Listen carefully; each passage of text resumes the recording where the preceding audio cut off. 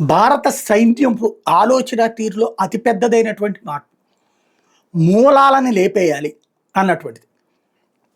ఇంతవరకు గతంలో ఉగ్రవాదులు దాడులు చేస్తారు, వాళ్ళు పాకిస్తాన్లోకి పారిపోతారు, వాళ్ళ కుటుంబ సభ్యులు వాళ్ళ బంధువులంతా ఇక్కడే ఉంటారు, వాళ్ళ ఆస్తులు ఇక్కడే ఉంటాయి. కొన్నాళ్ళు పోయిన తర్వాత అందరూ మర్చిపోయాక వాళ్ళు ఇక్కడికి వస్తారు, ఈలోపు అవసరమైతే ఇల్లు అమ్ముకుని ఇంకోటి కొనుక్కుంటారు. ఇదొక సహజ సిద్ధమైనటువంటి ప్రక్రియలాగా సాగిపోతుంది. అలాంటి దాంట్లో నుంచి ఈ దఫా అతిపెద్దదైనటువంటి అడుగు. ఎవరైతే నిన్న జరిగినటువంటి పహల్గావ్ కాల్పులలో ఇద్దరు లోకల్ వాళ్ళు పాల్గొన్నారు అందులో. అంటే ఏళ్ల తరబడి ఇక్కడే ఉన్నవాళ్ళు, మిగతా వాళ్ళు పాకిస్తాన్ నుంచి వచ్చారు. పాకిస్తాన్ నుంచి వచ్చిన వాళ్ళు లోకల్ వాళ్ళు కలిసి ఈ తుపాకులతో కాల్చినటువంటి వాళ్ళల్లో లోకల్ వాళ్ళు కూడా ఇద్దరున్నారు.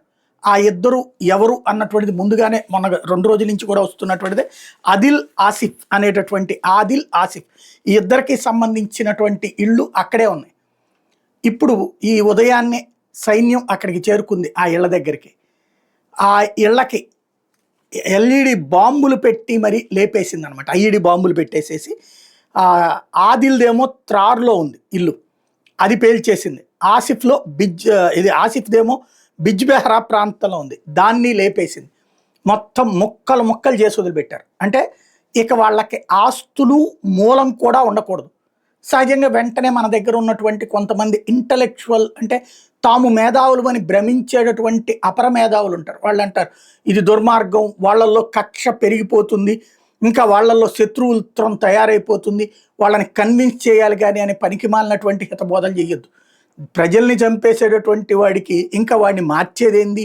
వాడు చావాలా, వాడు సచ్చిన శవం చూడాలా, వాడిని తగలబెట్టింది చూడాలా, లేకపోతే వాడిని పాతేసింది చూడాలా ఈ దేశం. అంతేగాని వాడు మారతాడు, వాడి ఇల్లుని కూలిస్తే ఏం మారడు అంటే వాడి ఇల్లుని కూర్చకపోయినా మారడు, కూల్చినా మారడు. వాడి బుద్ధి అట్లా ఉన్నటువంటి అట్లాంటి బుద్ధి లేనటువంటి దరిద్రుల్ని ఇక్కడ నిలువు నీడ లేకుండా ఉన్నప్పుడు వాడు ఆ పాకిస్తాన్లోనే చస్తే ఏదో రోజున మన చేతుల్లో చస్తాడు. ఆ చచ్చే శవం కోసం చూద్దాం. ప్రస్తుతానికైతే వాళ్ళిద్దరి ఇళ్ళు పేల్చి అవతల పడేశారు.